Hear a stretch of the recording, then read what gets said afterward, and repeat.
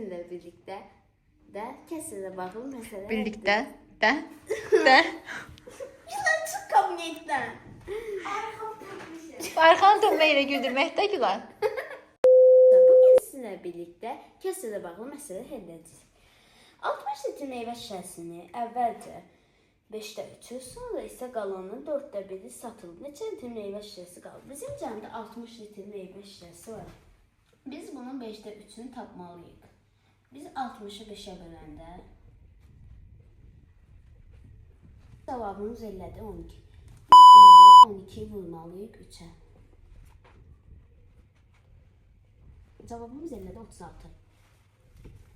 İndi biz 60'dan 36'ını çıxmalıyıq. Ki bizim cəmdə 60 litre meyvə şişəsi var. 36 litre satıldı. Biz indi tapmalıyıq ki, neçə litre süd meyvə şişəsi qaldı.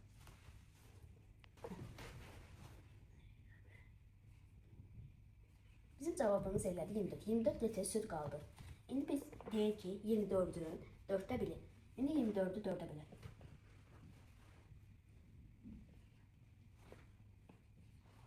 Cevabımız 50'de 6. Biz 36 üstə 6 gəlməliyik ki, cəmdə neçə litr süt alma şişəsi. 36'ın üstünə 6 gəlməliyik ki, neçə litr meyvə şişəsi. Bax, sən videonu elə belə də qoyacağım Instagrama. Hə, Kamera arkası koydu. Gözüne kamera arkasında güneş gönderirsek. sən bütün videonun kamera arxasında.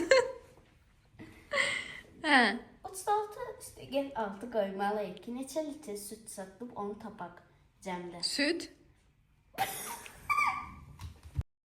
6. Allah'ım şöyle.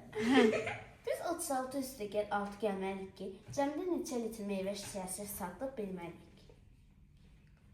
Bizim cəmdə 42 litr meyvə şişəsi satılıb. İndi biz 60'dan 42'ye çıxmalıyıq ki, neçə litr meyvə şişəsi qalıb. qaldığını bilək. Qaldığını bilək.